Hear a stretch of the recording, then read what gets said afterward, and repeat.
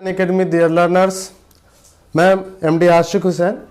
आपको मालूम है अभी हम लोग साइकोलॉजी की पोर्शन डिस्कस कर रहे हैं यूजीसी नेट एजुकेशन पेपर के लिए।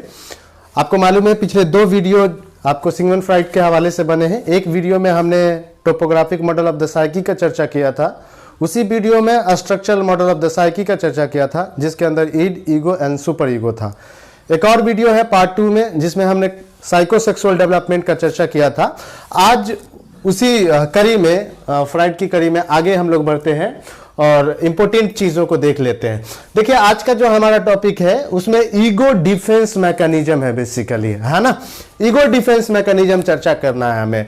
तो ईगो डिफेंस मैकेनिज्म के ऊपर अन्ना फ्राइड जो कि फ्राइड की बेटी थी उन्होंने भी काम किया है और फ्राइड ने भी काम किया है, बट फ्राइड से भी ज्यादा काम ईगो डिफेंस मैकेनिज्म के ऊपर उनकी बेटी अन्ना फ्राइड का है बेसिकली, है ना। सौभाग्य है ऐसे पिता का जिनकी बेटी उनके काम को आगे बढ़ाए, है ना। आइए सबसे पहले तो हम लोग ये समझते हैं कि ईगो डिफेंस मैकेनिज्म होता क्या है। देखिए हम लोग जो पहली वीडियो थी सिगमंड फ्राइड की उसमें हमने आपसे कहा था कि ईगो बेसिकली बायलेंस करने का काम करता है ना।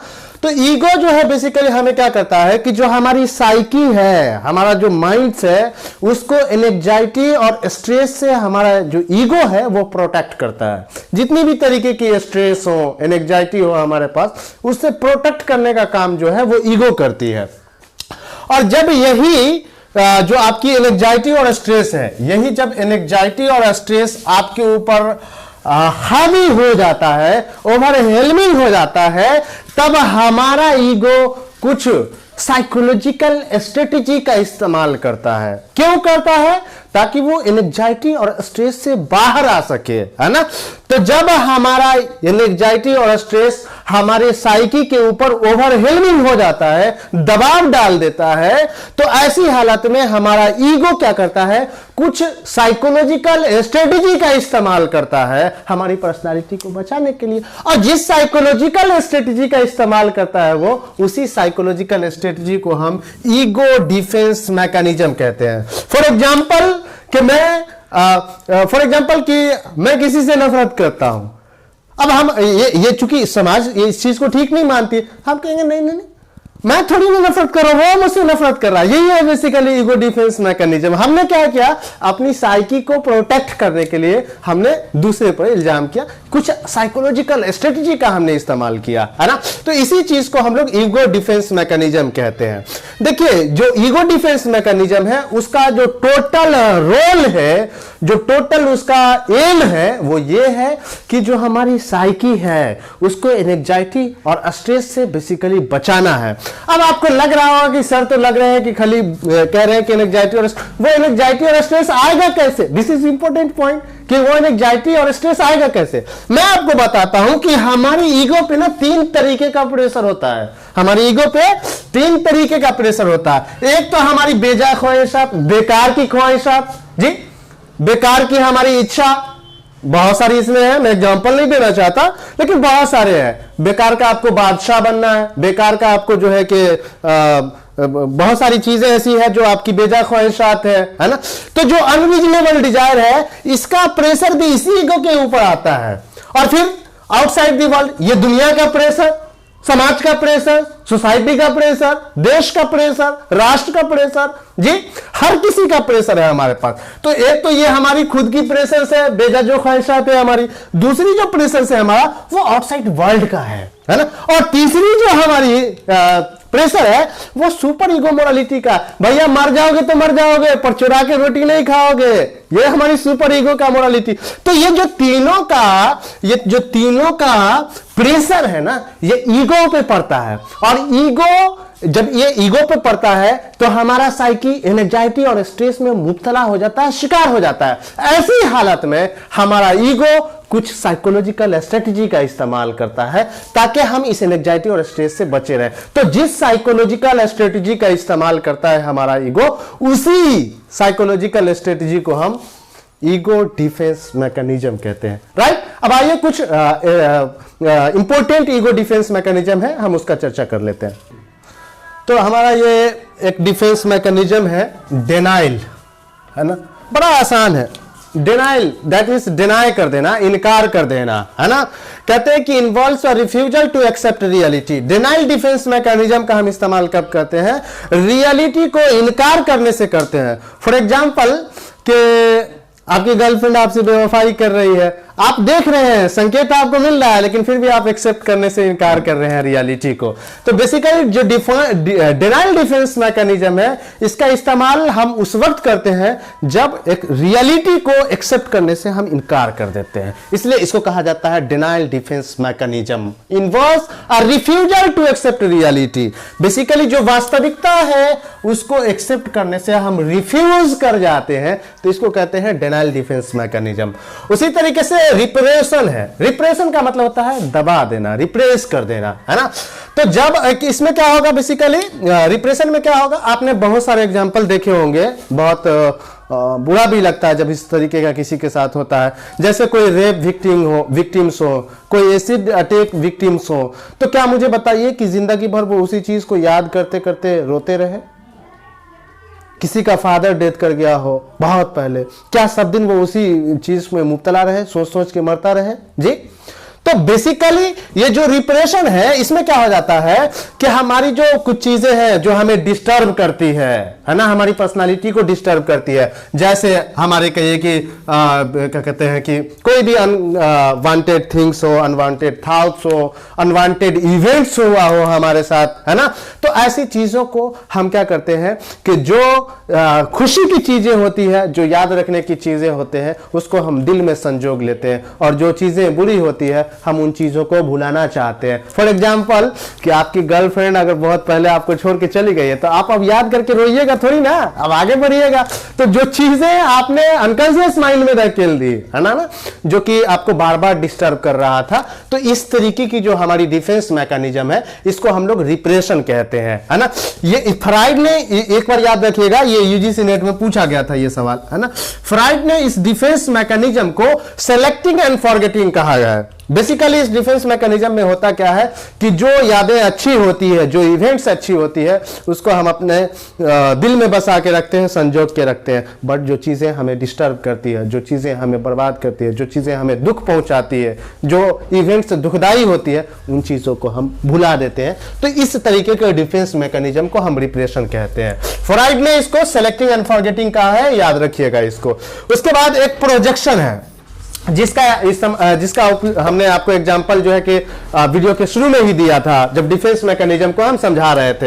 ये प्रोजेक्शन में क्या होगा कि आपके पास जो कोई अनवांटेड थॉट्स है या फीलिंग्स है आपकी, या मोटिव्स है, तो आप क्या कर रहे हैं ना कि उस चीजों को दूसरे के ऊपर थोप दे रहे हैं, है ना, प्रोजेक्ट कर रहे हैं। बेसिकली क्या है कि मैं आपसे नफरत करता हूं जी, हम आपसे नफरत करते हैं, और फिर जब चूंकि ये नफरत करना सोसाइटी हमारी एक्सेप्ट नहीं करती, ये ठीक बात नहीं है, नैतिकता के खिलाफ है, तो मैं लोगों को क्या कह रहा हूं, या अपनी ईगो को क्या समझा रहा हूं, मैं अपने आप को क्या समझा, नहीं, मैं थोड़ी ना नफरत कर रहा हूं, वो मुझसे नफरत कर रहे हैं। उसी तरीके से मैंने किसी को एक लपड़ मार दी, उसी तरीके से किसी ने हमें क्या कहते हैं कि एक लपड़ किसी को हमने मार दी।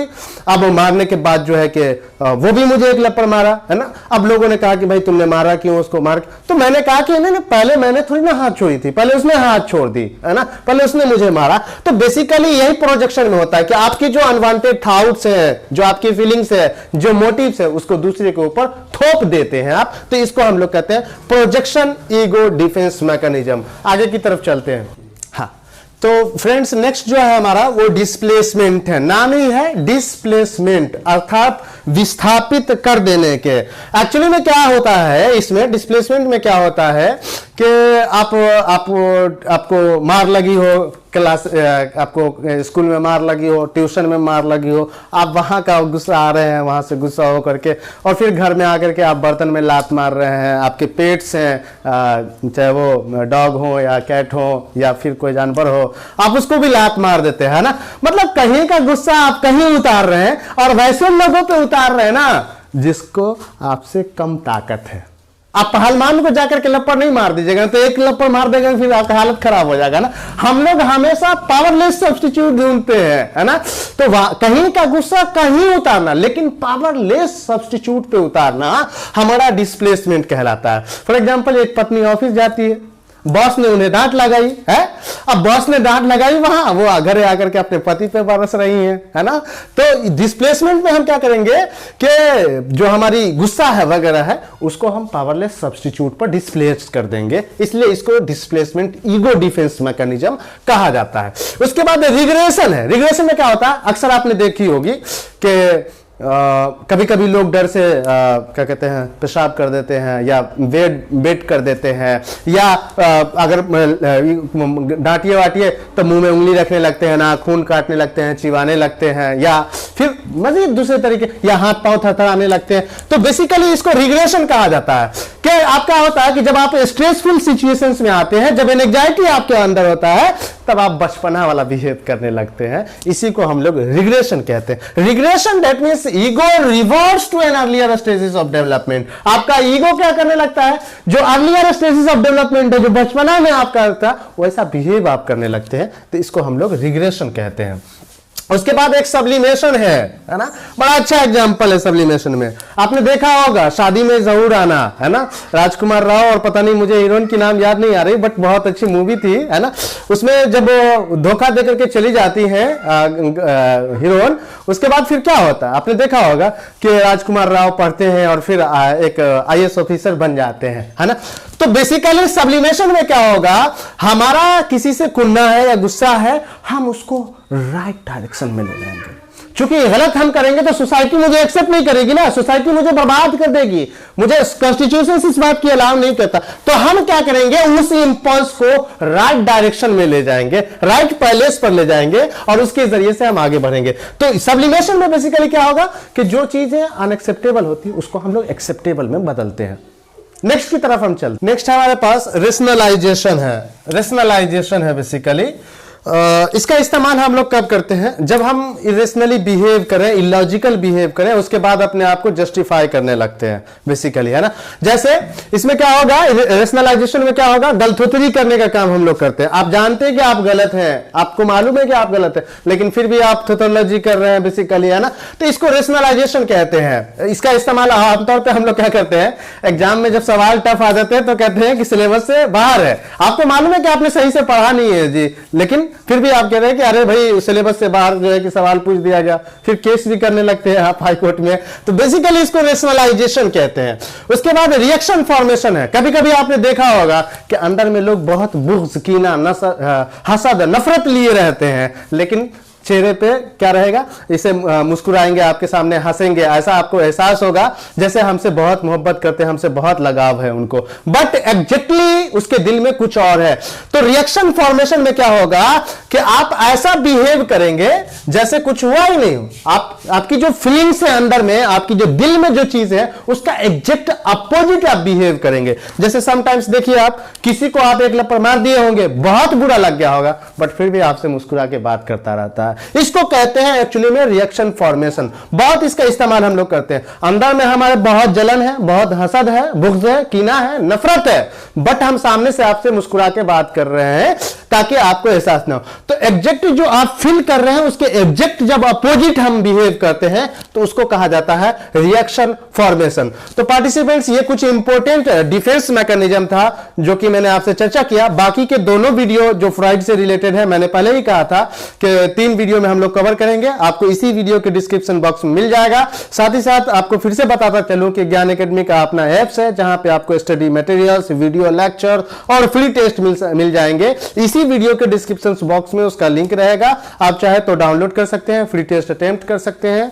स्टडी मटेरियल्स डाउनलोड कर सकते हैं और वीडियो लेक्चर्स देख सकते हैं। बहुत बहुत शुक्रिया, धन्यवाद।